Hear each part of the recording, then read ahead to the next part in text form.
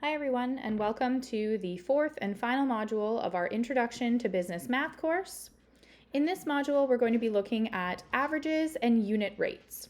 So we're going to start off with the simple average, also known as the arithmetic mean. And when we calculate a simple average, there's a variety of ways we can represent the formula, but essentially they all mean the same thing. So we are going to take the sum of all of our values, and we're going to divide that by the number of values that there are in our set. So we're going to add them all up and divide by how many there are. So let's start off with an example.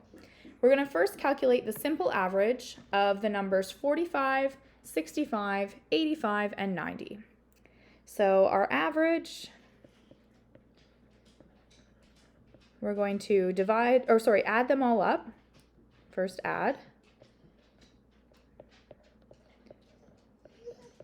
add them all up and divide by how many there are. And there are 4 terms in this set, so we're going to divide by 4.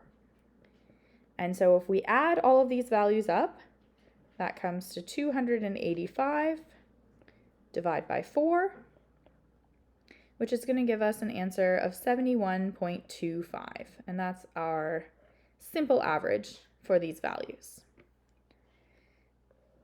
So we'll do that one more time with a second example. We have a worker's earnings for the last 5 days, $150, $225, $350, $270, and $325. And so we're going to determine this worker's average earnings per day.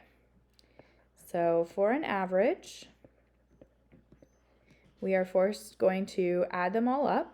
So 150 plus 225 plus 350 plus 270 plus 325. And then we're going to divide that sum by how many there are. And there are 5 terms in this set.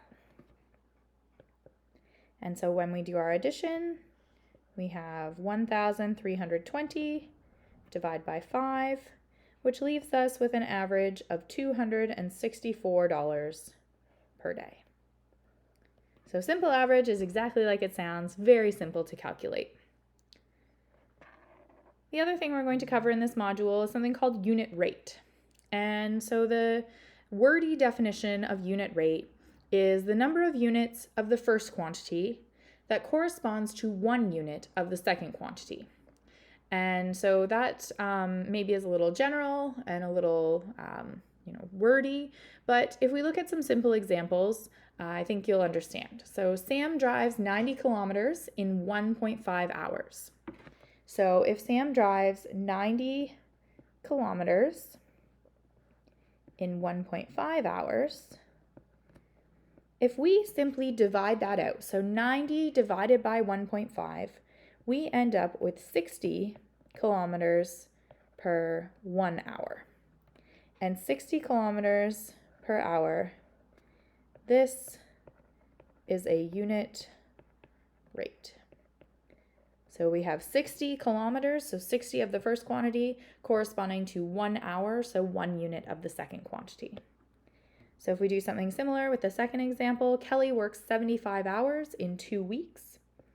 So we say 75 hours per 2 weeks. Divide that out, 75 divided by 2, that works out to 37.5 hours per week. And this right here, this is our unit rate. Whenever we have 1 of our second quantity or our second unit. So where this becomes important is when we use it to calculate a unit price.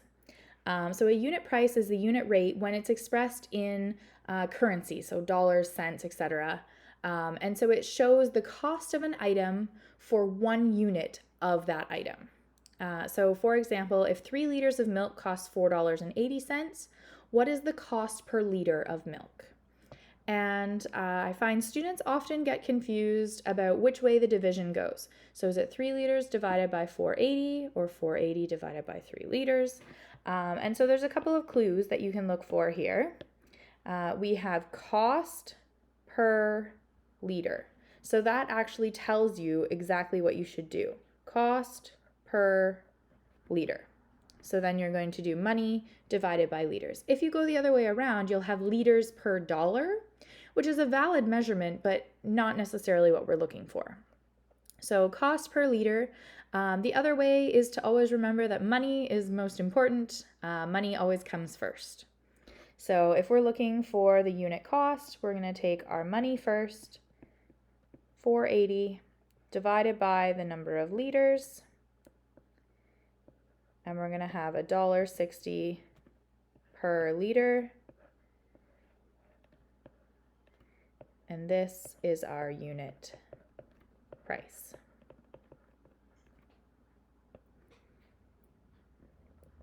And unit prices are very useful when we are comparing. So when you are shopping in the grocery store or buying, office supplies, it's good to compare which option is less expensive. And sometimes the options don't necessarily line up. So for example, we have 2 kilograms of flour for $3.30 or 5 kilograms of flour for $8.40. So it's a little more difficult to compare 2 kilograms and 5 kilograms. They're not the same size bags of flour.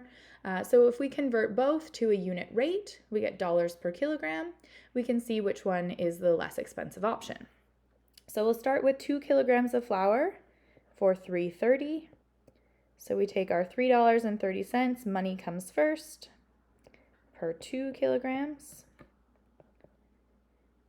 And this works out to $1.65 per kilogram when you divide it out. And then we can compare that to $8.40 per 5 kilograms of flour. So if you divide that out, 8.40 divided by 5, you have $1.68 per kilogram.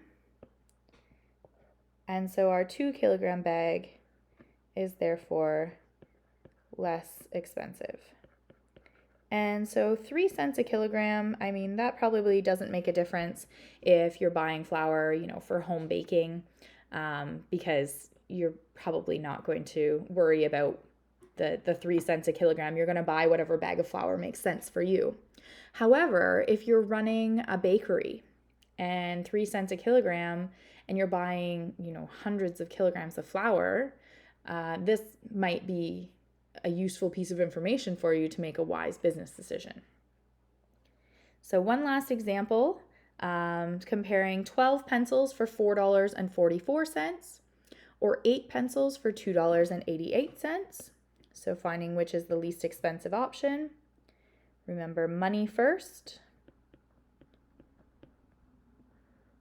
And this is for 12 pencils.